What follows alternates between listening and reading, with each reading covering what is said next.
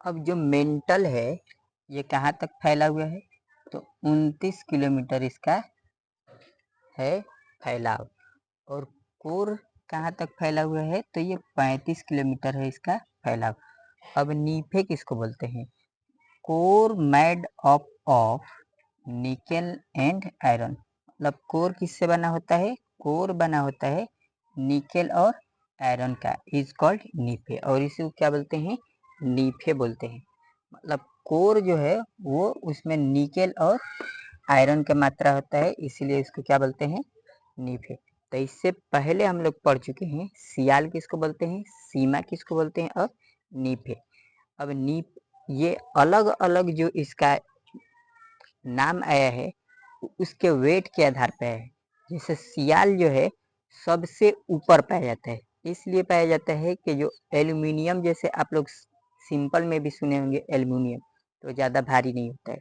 उसके बाद नीचे वाला सीमा उसमें आ जाता है, तो उसमें पाया जाता है मा मतलब मैग्नीशियम, सी मतलब तो सिलिका ही हो जाएगा, तो उसमें मैग्नीशियम थोड़ा सा उसका वेट ज़्यादा होता है, इसलिए वो थोड़ा सा नीचे पाया जाता है। और लास्ट में निकेल और आयरन, आयरन सबसे भारी होता है और निकेल भी, इसलिए ये कोर में पाया जाता है। ठीक है, तो अलग अलग लेयर में पाया जाता है। पहला पाया जाता है सियाल, उसके बाद पाया जाता है सीमा, उसके बाद पाया जाता है नीफे। तो ये 1 नंबर है, ये 2 नंबर है और ये 3 नंबर है। ये सब वेट के आधार पर बांटा गया है।